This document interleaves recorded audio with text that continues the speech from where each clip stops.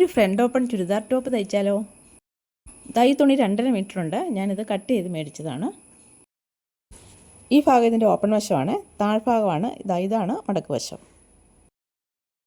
40 ഇഞ്ചാണ് ഇതിൻ്റെ ഇറക്കം വരുന്നത്. 1.5 ഇഞ്ച് തയ്യൽ തുമ്പ് ഇട്ടിട്ടുണ്ട്. 1/2 ഇഞ്ച് മുകളിലും ബാക്കിയുള്ള 1 ഇഞ്ച് താഴെ മടക്കിയടിക്കാനുമാണ്. അപ്പോൾ ആദ്യത്തെ 1/2 ഇഞ്ച് നമ്മളിപ്പോൾ മാർക്ക് ചെയ്തു. ഇനി അതൊന്ന് സ്കെയിൽ ഉപയോഗിച്ച് ലൈനാക്കി വരയ്ക്കാം. ഇപ്പോൾ വരച്ചിരിക്കുന്ന മാർജിനിലാണ് ഷോൾഡർ അടയാളപ്പെടുത്തുന്നത്. ഷോൾഡർ മാർക്ക് ചെയ്യാം 6 ഇഞ്ചിൽ. താഴോട്ട് ആംഹോൾ മാർക്ക് ചെയ്യാം 6 ഇഞ്ചിൽ. താഴെയും മുകളിലുമുള്ള പോയിൻറ്റ്സ് തമ്മിൽ കണക്ട് ചെയ്ത് വരച്ചെടുക്കാം. ഇനി റൈറ്റ് സൈഡിലോട്ട് ലൈൻ വരയ്ക്കാം. ഇത് ചെസ്റ്റ് ലൈനാണ്. ഇവിടെ നമുക്ക് ചെസ്റ്റ് മാർക്ക് ചെയ്യണം. ഇത് ചെസ്റ്റ് 36 ഇഞ്ചാണ്. അപ്പോൾ ആ 36നെ 4 കൊണ്ട് ഡിവൈഡ് ചെയ്യുമ്പോൾ 9. 9ൻ്റെ കൂടെ ഞാൻ 1 ഇഞ്ചാണ് ഈസ് ഇടുന്നത്. അപ്പം 10 ഇഞ്ചിൽ മാർക്ക് ചെയ്യാം. ആംഹോൾ കർവ് വരയ്ക്കുവാനായിട്ട് ആ കോണിൽ നിന്നും 1.5 ഇഞ്ചിൽ ഒരു പോയിൻറ്റ് മാർക്ക് ചെയ്യാം. നെക്കൊന്ന് മാർക്ക് ചെയ്ത് കൊടുക്കാം. 3 ഇഞ്ചിലാണ് നെക്ക് മാർക്ക് ചെയ്യുന്നത്. അത് കഴിഞ്ഞ് ഷോൾഡർ സ്ലോപ്പ് ഒരു 1/4 ഇഞ്ച് കൊടുക്കുന്നുണ്ട്.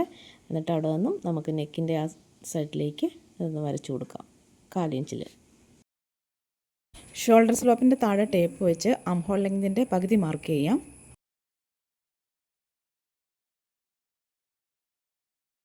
ഇനി ഈ 3 പോയിൻറ്റും കൂടി കണക്ട് ചെയ്തിട്ടാണ് ആംഹോൾ കർവ് വരയ്ക്കുന്നത്. ചെസ്റ്റ് പോയിൻറ്റും മിഡിൽ പോയിൻറ്റും ആംഹോൾ പോയിൻറ്റും.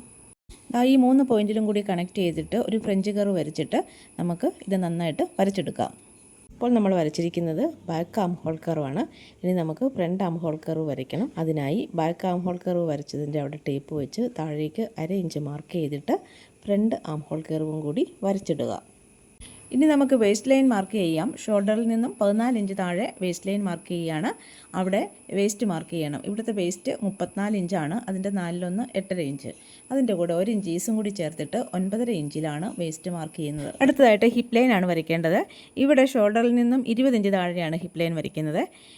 ഇനി നമുക്ക് ഹിപ്പ് മാർക്ക് ചെയ്യാം. ഇവിടെ ഹിപ്പ് മെഷർമെൻറ്റ് 42 ഇഞ്ചാണ്. അതിൻ്റെ 4/1 10.5 ഇഞ്ചാണ്. ആ 10.5 ഇഞ്ച് നമുക്കിവിടെ മാർക്ക് ചെയ്യാം. നമ്മൾ ഈ മാർക്ക് ചെയ്ത അളവുകൾക്കെല്ലാം മാർജിൻ കൊടുക്കണ്ടേ? ഷോൾഡറിന് നമ്മൾ 1/2 ഇഞ്ച് മാർജിൻ ഓൾറെഡി കൊടുത്തിട്ടുണ്ട്. ഷോൾഡർ സ്ലോപ്പ് വരച്ചതുകൊണ്ട് അതൊന്ന് കറക്റ്റ് ചെയ്ത് കൊടുക്കുക. ഹോൾ കർവിന് 1/2 ഇഞ്ച് മാർജിനാണ് കൊടുക്കേണ്ടത്.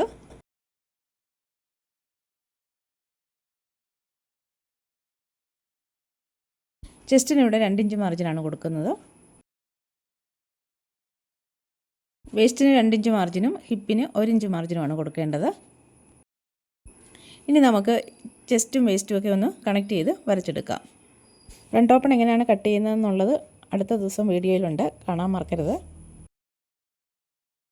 താഴേക്ക് വരയ്ക്കുമ്പോൾ കിട്ടുന്ന അത്രയും വിഡ്ത്ത് എടുക്കുക.